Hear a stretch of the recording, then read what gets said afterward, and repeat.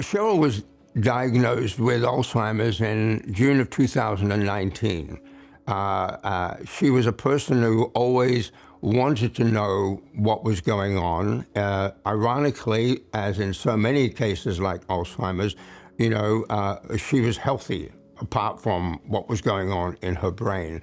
But she accepted it, and that helped a great deal in what we were going to do now and how we were going to handle what was to come our way. But shortly after that diagnosis, she also was introduced to a book called Choosing to Die by Phyllis Schachter. And Phyllis Schachter's husband had Alzheimer's, but what he chose to do was to use a process for ending his life called VSED, V-S-E-D, voluntarily stop eating and drinking.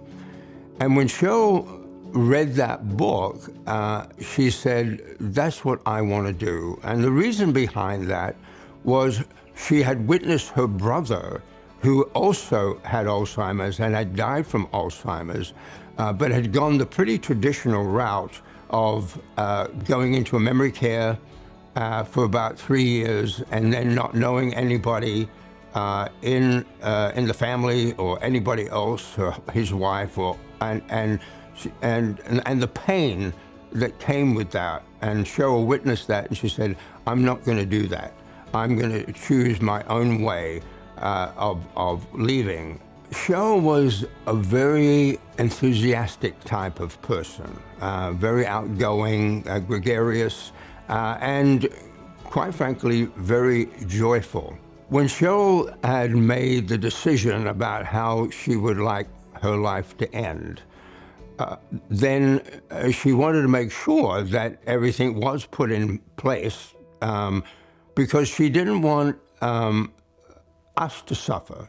I was a caregiver to Cheryl for nearly 4 years, as I became virtually full-time when she couldn't drive any longer.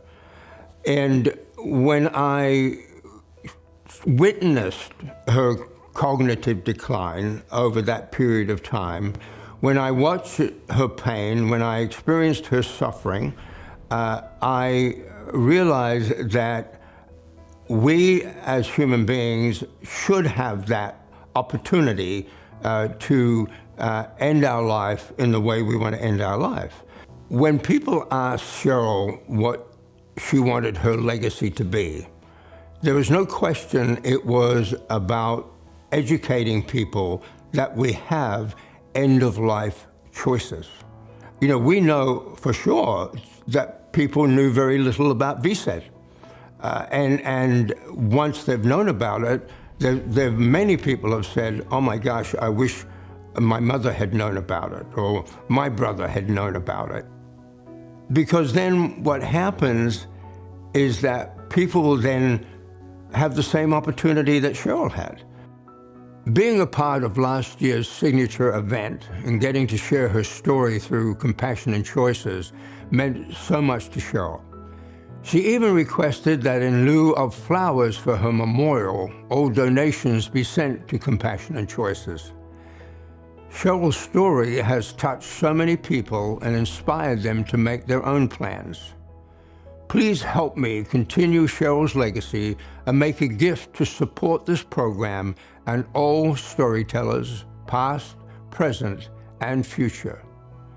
Cheryl died the way she wanted, surrounded by love, by song, by poetry being held. Please support Compassion and Choices mission and help Cheryl's legacy live on.